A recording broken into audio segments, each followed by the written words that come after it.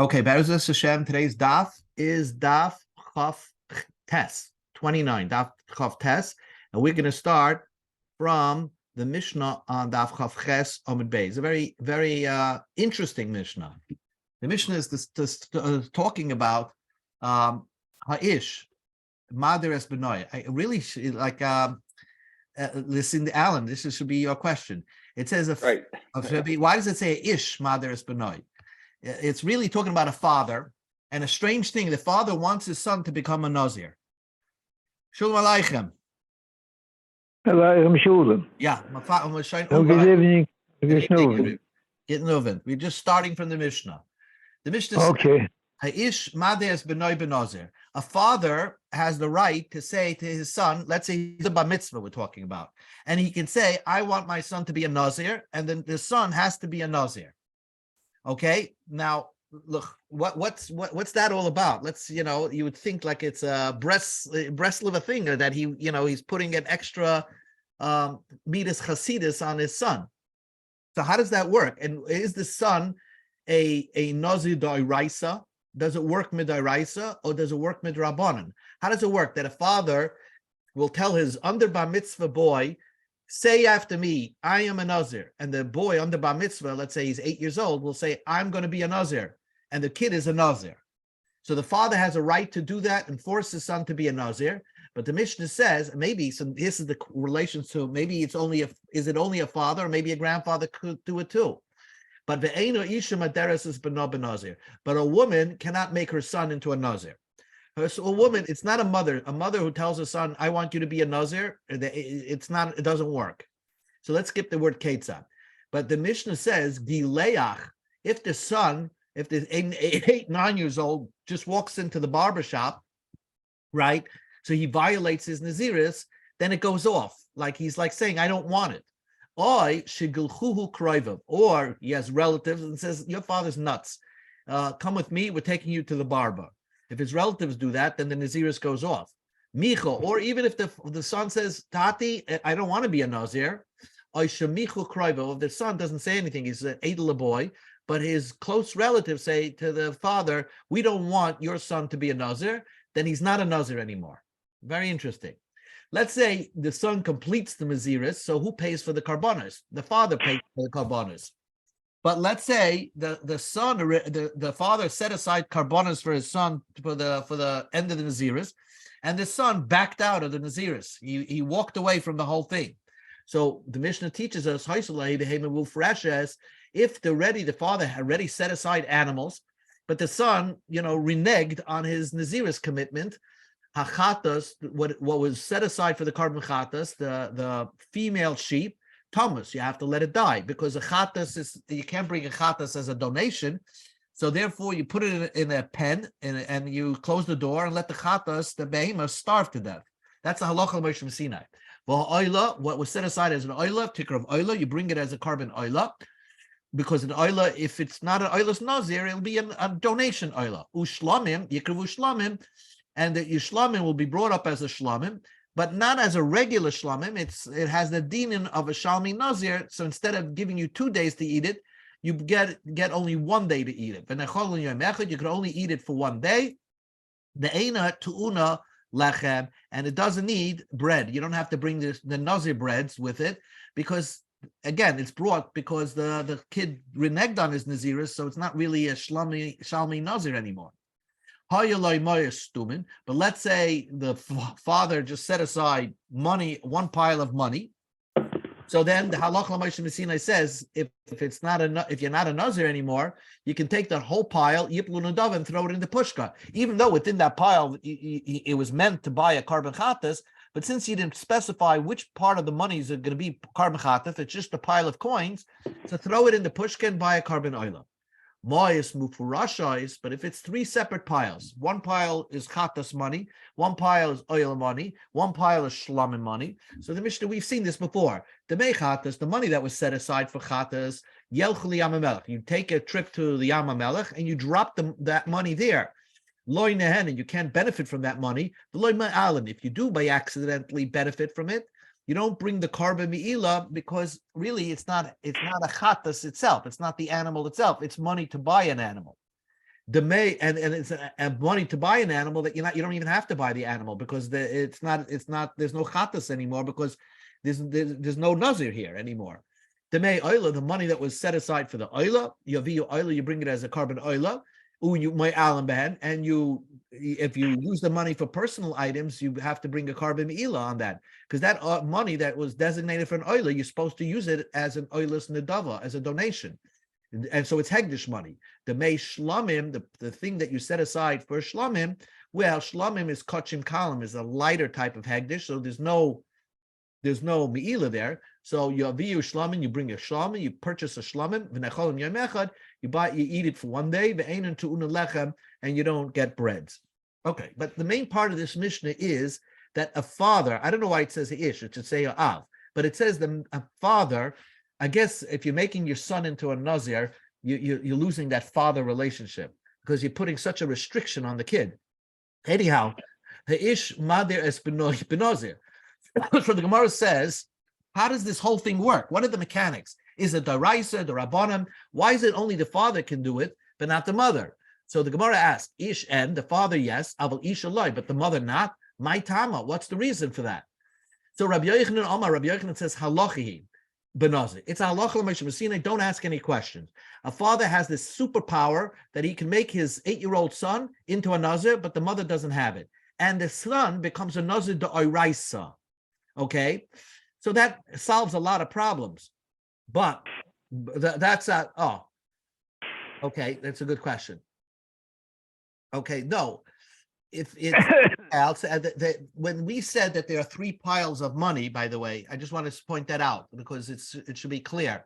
It's talking about the person set aside 3 piles of money: a chatas, an oila, and shlamim. So he already set aside the money that he's going to go to for the chatas. So this money, because his son backed out of the naziris, so this money over here, if you go to Yam HaMelech and dump it into Yam HaMelech. The oila money and the shlamim money, you bring an oila, you bring a shlamim. Although it's not a nazir shlamim and it's not a nazir oila because he's not an oila, but those things you could still bring as a donation. Anyway, so back into the Gemara. So the Gemara asks the question: is it the father that can make his son a nazir or not the mother? So the Gemara says, Rabbi Yochanan says it's a halacha l'Moshe Messina. Don't ask any questions. The kid's a nazir d'oraisa. Rabbi Yosi bar Chanina Ana. Alma Resh Lakish, and the key is Resh Lakish, is the one. Really, it's not that the father is making his son a nazir. He's trying to be mechanechim in mitzvahs. Here we have a mitzvah to become a nazir, so he's giving him a chinuch lesson in nazir. So really, the son being a nazir is only, let's say, d'Rabbanan. He's not really a nazir d'oraisa. Now, what kind of a mitzvah is it to be a nazir? The mitzvah to be a nazir is teaching your son that if he feels the Yetzer Hara is getting the best of him, he should become a nazir. So Gemara's question is, if it's all about chinuch, afili ishanami, why shouldn't the mother have the right to make her son a nazir? If it's not a halacha l'Moshe Messina, it's just the obligation to train the children into mitzvahs. So why a mother should train her own son into mitzvahs? Why can't the mother make her son into a nazir? And says the Gemara, Kasavar, Resh Lakish held, Ish chayav l'chanach b'noi mitzvahs, and Isha chayav l'chanach es b'no. The way to read this is that Resh Lakish holds, if you read it straight, it seems to me that there's no mitzvah of chinuch on the mother. The mitzvah to bechanach a child, to train a child, is only in the father, not the mother. But that's not so true because we find many stories in the Gemara where mothers were training their children. What it means is, for this particular mitzvah of nazir, since it's a non-obligatory type of mitzvah, it's not like sukkah or matzah, it's a non-obligatory type of mitzvah. In fact, it's more of an avera to become a nazir. So you have to be on a very high level to become a nazir. So the only one that should be training the kid to be a nazir is the father, not the mother. And the father can watch and make sure that he keeps the naziris, that he doesn't go to Levias and he stays home, plays, and doesn't go to a bar. But so the Gemara says like this: Bishlama Rabbi Yochanan. Everything makes sense according to Rabbi Yochanan. That's where the Gemara is going. Rabbi Yochanan makes sense. The Amma who says halachihi benazir. It's a halacha l'Moshe Messina that a father can make his son into a nazir. So then everything makes sense. Amte lahachi. Therefore, you can say benoi in bitay loy. a person could make his son into a nazir, not the daughter. Why? No questions asked. The halacha Moshe Messina gave the father the power to make only his son a nazir, not his daughter. But Rish Lakish, according to Rish Lakish, the whole idea is an exercise of training your son to become a nazir. So then, why wouldn't the father have the obligation to teach his daughter how to become a nazir? Afila bitoy. Why can't the father make his son like his daughter into a nazir? Answers Rish Lakish, Kesava, Benoy Chayiv L'chanachai, Bitoy Ein Chayiv L'chancho. That a son, there's an obligation to father to teach his son about being a nazir. It's that type of mitzvah that's mostly male-dominated mitzvah. And therefore, the obligations on the father to teach a son, but not a daughter. A daughter doesn't have this like obligation because, again, we've seen that the whole point of being a nazir is to quiet your yetzer hara that wants you to do adultery or something like that. So therefore, it's more of a son type of mitzvah, not a daughter type of mitzvah. And therefore, Rish Lakish holds that there was no obligation for a father to make his daughter into a nazir. Fine. Now, Bishlama, so the Gemara asks another question. Rabbi Yochanan makes sense. Bishlama, Rabbi Yochanan makes sense. The Amar, who says, Halachi ben Nazir. It's halacha l'Moshe Sinai, a father can make an 8-year-old boy into a Nazir, and therefore, Ahachi ben Naziris and Nidarim Loi. That's why he can make his son into a Nazir, but he can't say to his son, I make you a shvua or a neder that you're eating matzah. I can't put a neder onto my son because the Malach l'Moshe Sinai only gave him the power to do so, to make his son into a nazir, but not just to take on any neder or any shvua. Rish Lakish, according to Rish Lakish, if it's a whole exercise of training the son, it's not really, it's a drabonon type of thing. So afil in the daram nami. So then why can't the father obligate his son with via neder or shvua to eat, to go into a sukkah, to eat kosher, to eat matzah? Why is neder excluded from the power that a father has to his son? So the Gemara says not true. He does have the power to mother his son. It's not necessary to even say so. You don't have to say binadorim that certainly a father has the power to make a son a neder on behalf of his son. Let's say to eat matzah. The less lay nibble, there's nothing repulsive about that. It's just putting an obligation, a shvuah on your son, that now he has to follow through and do the mitzvah.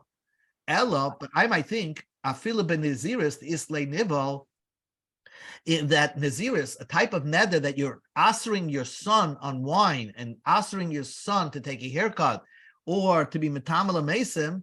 So I might think that the father does not have a right to train his son on such a dangerous type of a restrictive type of the neder.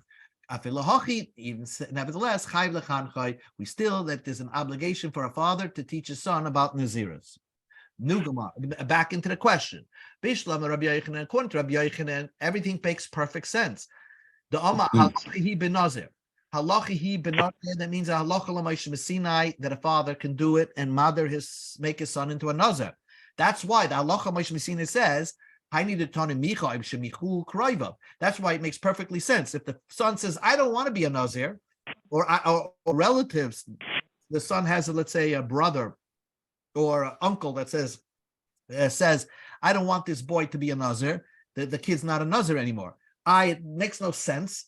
How could you just say, I don't want it, if the father has the power? Halacha l'Moshe says that that's part of it, that the father has the power to initiate it, but if the son, and I want to point out that this macha,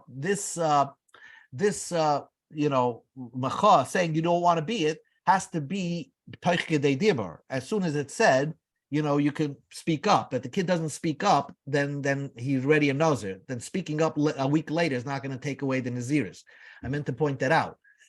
So then I can see how speaking up can block the naziris. According to Rish Lakish, if the whole thing is a chinuch, how could a nice uncle come in and say that I don't want this boy to be a nazir? How could he, if the father's training his son to be a nazir, so then nobody has a right to interfere? Answers the Gemara, yes. Kisavar Kol chinuch v'lo chashiv lo nichale. Very important point. That any type of mitzvah that will cause embarrassment to the kid is not a mitzvah that you're required to train your kid. Okay, and therefore, if this Naziris caused a relative to say, "That's crazy that you're making this boy into a Nazir," then the father loses his right to be mechanech his son, and the son is not a Nazir anymore. So it gives the power, so to speak, to relatives to knock some sense into the father and saying that, that's not a way, this is not a mitzvah to train your kid in. Don't train him into this mitzvah, train him into other mitzvahs, not this one. So that's how Rish Lakish is going to learn how it works, that a relative could step in and block the father from making his son into a Nazir. Now, the Gemara asks a very important question. What happens when a Nazir finishes his Naziris? What happens? He has to take a razor blade type of haircut and cut his payas off. So the Gemara says, Rabbi Yochanan said that when the father makes his son into a Nazir, when he completes the Naziris, the boy, he takes a razor blade type of haircut, and because he's a Nazir Daraisa, so the obligation of razor blading your head is Daraisa. That's why the son, when he finishes the Naziris, he razor blades his whole head. According to Rabbi Yosef, this is like a fake type of Naziris. It's almost like the chinuch set so that you give for your kid on Sukkot, fake lulav and esrog. It's the whole thing is kedei lechanka b'mitzvahs. So how is he going to complete the Naziris? How are you going to give him a haircut and bald his head? You're cutting off his payas, and that's is daraisa. And says the Gemara, Ksava, Rish Lakish holds, hakafas kol harosh midrabanan. When you bald your entire head off, that's not an issa daraisa. Very interesting. If a person razor blades his entire head and cuts off all the hair, that's not the issa daraisa. It's only issa darabanan. What is the issa daraisa of cutting your payas? Is like Yamach Shemam, what Himmler used to do, all the Nazis used to do. They would cut around their head and leave hair on top of their head. That's called hakafa, making a circle. So that's the daraisa. But if you're cutting off your whole hair, it's only the rabbanim. Mechinech durabanim. And being mechanech, making your son into a nazir, is b'durabanim. V'asi chinech durabanim, v'dachi hakafa durabanim. Rav Shlokish is going to hold that the chinech of mechanech kid midrabanim will override this cutting off the payas, which is only issa durabanim when you're balding your entire head. Next question. The one of the things that the nazir has to do is bring a korban, right? So according to Rabbi Yochanan, the kids are daraisa dig a nazir. So then, understandably, you can bring a korban. Bishlam Rabbi Yochanan the halachi ben nazir. It's halacha ma'ishem sinai. You can make your kid a nazir. So the kid's daraisa nazir. So when he finishes his naziris, ahochi megaleich ma'isi korban. That's why you can bring a korban afterwards, because it's daraisa. El Rabbi Yosef b'kli Rish Lakish. It's a fake type of Naziris. He's not really a Nazir. It's only to train him into the Naziris. He's a Nazir in training. So then how is he going to bring a korban? When he's slaughtering those animals, those oila, chatas, and shlamim, he's bringing shechting chulin, something holy, into the Azara, into the base of Migdash. How is that going to work? And for the Gemara, kisava chulin ba'azara lav daraisa. Shechting those animals that a chulin in the Azara is not, it's a daraisa. Because think about it, the shlamim, you can make it as a donation. The oila, you can make it as a donation. The chatas, you'll shech the chatas, you sprinkle the blood on the mizbeach. It's, according to this opinion, is you didn't do anything wrong. You put some things, you put the amarim, the insides, the fats of the animal on the mizbeach. You could call it firewood. And the kahanim will just eat that meat, but it's not really, they won't eat it, but taras chatas, it'll be like, pretend chatas. So, and it's lav daraisa, you didn't do anything wrong. The Rabbanan can say that, yes, this type of kid who finished his Naziris will make a little Rabbanan party and bring those karbanas, because there's nothing, you're not being oiven issa daraisa. Says the Gemara, one of the questions is that when a Nazir becomes Tameh, what does he have to do? When a Nazir becomes Tameh, he brings a bird, right? He brings a bird as a korban, right? He brings one of the birds as a korban. he brings two birds, one an oila, one an chatas, and one as an asher, because he became tame. So let's say this boy became tame. What's going to happen? He's going to bring a bird into the base of Mikdash as a chatas. The kohen doesn't slaughter birds. What does the kohen do? He actually malikas off the birds. What does malika means? The birds. It means that he sticks his nail and into the back of the bird and breaks its neck. So, and then the kohen will eat that. So the Gemara's question is, Bishlam Rabbi Yochanan halachi ibn Nazir, that it's only halacha l'moshe Sinai ahachi. Therefore, everything makes sense. You're really a Nazir daraisa, and the karbonis that the kid's going to bring when he's tamei is going to be a daraisa. Ahachi ki mitame, when the boy is going to become tamei, maisi carbon mitziparm. He's going to bring birds as his atonement for being mitama, for defiling his naziris. So he's going to bring a carbon chatas type of bird, which is going to be eaten by the kohen. V'achol kohen, and the kohen's going to eat it. Malika, despite the fact that the bird wasn't slaughtered normally, it was like somebody stuck a nail in the back of the bird, because that's how you do slaughtering in the base of Mikdash, so to speak. If you do slaughtering for a holy kachim, a chatas, then it's permitted to eat. But if it's not really called a chatas, you do malika. If you do malika, then the kohen that's going to eat it is actually eating nevela. It wasn't slaughtered with a knife; it was slaughtered with a nail. That's the Gemara's question. Rabbi Yosef Chanina Omer Shlokish. According to Rabbi Yosef Chanina, that said the name Shlokish. When the kid's bringing a bird as a chatas, the bird is not really kodesh. It's not really. It's a mock. We're making a whole mock play over here that he's going to bring this bird, and the kohen is going to make a malika. But how is the kohen going to eat that bird? He's eating the vela because it wasn't really slaughtered. It wasn't really slaughtered with a knife. So the what? Because Rabbi Yosef Yehuda. The answer is he holds like Rabbi Shlokish is going to hold like Rabbi Yosef Yehuda. The ein shchita l'oif min ha'torah. Wow, that really a bird does not require slaughtering with a knife.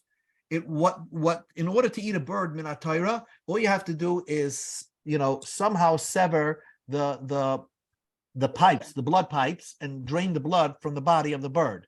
But you don't have to slaughter it with a knife. And therefore, the chulim bazar lav daraisa, and even bringing this bird into this non-kodesh bird, because he's not really a nazir, and we're just making a mock bird malika out of it, as if he's bringing a carbon chat. This is not daraisa.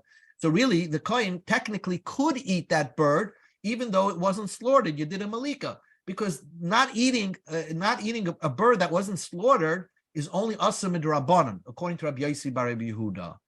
So that's a big novel chiddush over here. Good piece. So now, the Gemara continues just to ask a side point, and then we'll get back to this point again, and then we'll stop. The Gemara just brings up one more side point over here. The Sava Rabbi Yossi, Hachi, does Rabbi Yossi hold that shchita for a bird is only drabanan? And chulin ba'azara, eating chulin in the azara is not midairaisa, it's only midarabanan. Well, Tanya, we learned in the Brisa, what the Gemara is going to prove over here, that you're telling me that there is an opinion called Rabbi Yossi Rabbi Yehuda, who holds that chulin ba'azara is not dairaisa, and shchita for a bird is not min Torah. There's no such an opinion. Because the Gemara says you're relying on this Rabbi Yossi bar Yehuda. I'm going to prove you Rabbi Yossi bar Yehuda holds it's midairaisa. The Savar Rabbi Yossi bar Yehuda, Hachi, does he hold like that? But Tanya, we learned in the Brisa, Rabbi Yossi bar Yehuda, Omer, Menayin lechatas oiv she ba'al asafik. The Gemara is just going on an exercise over here. A woman who gave birth. You don't know if she gave birth to a bag of ear, or was there a child there? Now, a woman that gives birth has to bring a carbon chatas for sure. But when we don't know if she has a child, the Gemara, Rabbi Yosef Yehuda says she should bring a chatas oif. But she should bring the chatas oif as if she had a for sure child, but the kohen shouldn't eat it. Well, the kohen shouldn't eat it because he's going to say it's aser midaraisa because it wasn't slaughtered. That's what the Gemara is going to say. How do you know that first of all that the woman should bring it? A woman that gives birth, for sure, whether it's a boy or a girl, has to bring a carbon chatas. That we know. That's a chumash, Parsha Sazria. But when they have a baby and you don't know if there was a baby in the sack or there was empty, if it was empty, So she should bring a bird, but the kohen shouldn't eat it. How do you know that that's the case? Okay, a woman is always compared to a male. Maybe carbon al-avade, afnekeva maybe al carbon al-avade. Just like a zachar, when they for sure, a male, when he for sure does an avera, he has to bring a carbon, and a keva that does an avera has to bring a carbon. Ma zachar maybe ala safik, afnekeva maybe ala safik. When a zachar does something, and let's say he ate chalev, and he doesn't know if it's kosher, he ate a piece of fat, but he doesn't know if it was kosher meat or not kosher meat, he brings a carbon. So afnekeva maybe ala safik. Even a lady who has a suffix should also bring something. Ma zachar and minshu maybe alabadi, maybe ala suffix. Just like a zachar, a male, brings an animal, just like he brings an animal when he for sure did an avera by mistake. So if he's not sure that he did an avera, he also brings an animal. Afnekeva, also in a keva. Here's the point: beminshi mivei alavadi. The same type that she brings when she for sure did something, like when she for sure gives birth. What does she bring as an offering? A bird for a chattas. Via ala suffix, so she will bring a bird also when she has a suffix birth. That's what the Gemara says. Ima zacha maybe carbon benechel, but when a zacha brings a carbon like Asham Talui, even he brings it because he's not sure if he did an avera, benechel, the kohen eats it. I might think af nekeva via carbon benechel, when this nekeva, when this lady who gives birth, and now she doesn't know if she gave birth to a fetus or not, we're requiring her to bring a bird as a carbon. So how do you know? I would think that when she brings this carbon misafik, that the kohen should eat it. I would think so. Amart, we tell him, we go to Amabej, loy. Im amart bezochar shekain iser echam.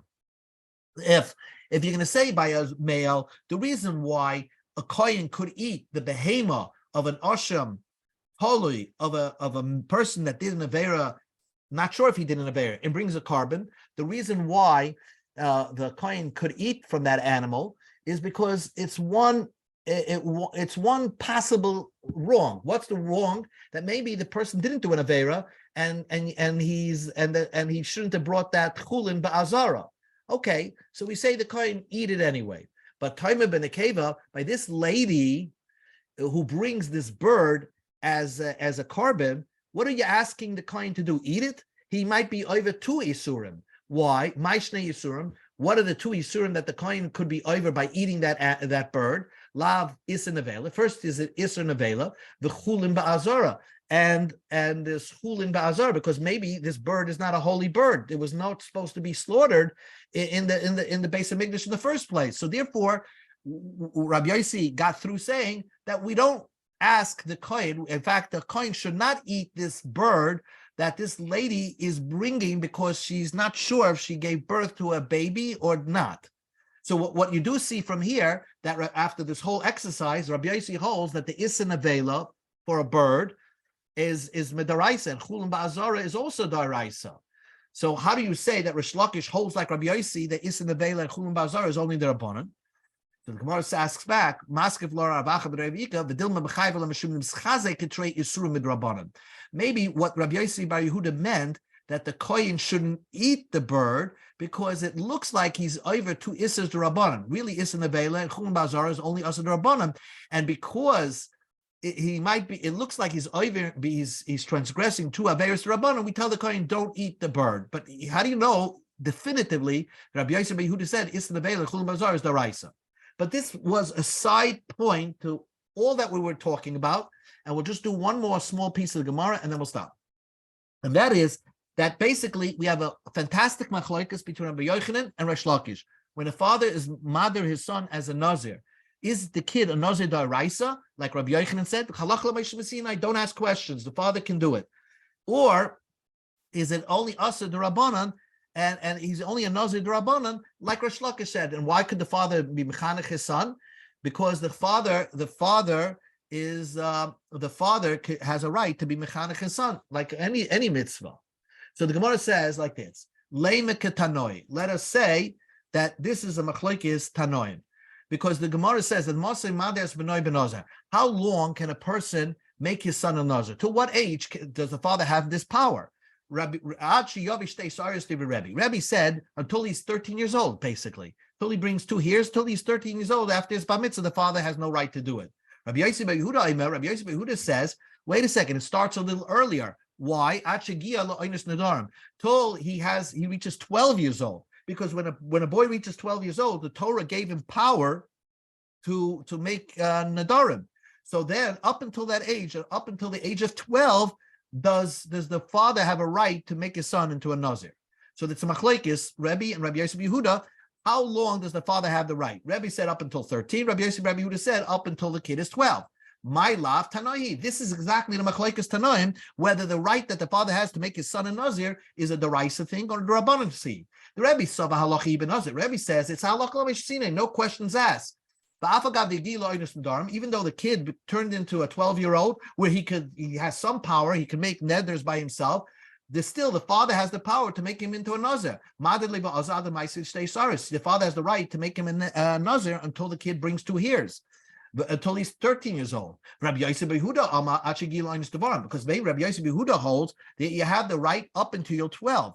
The whole point, Rabbi Yosef Yehuda says, is that the father makes his son into a nazir only to train him to do the mitzvah. Since the kid left his power at 12 years old, he's not under the jurisdiction of his father because he now can make his own nadarim.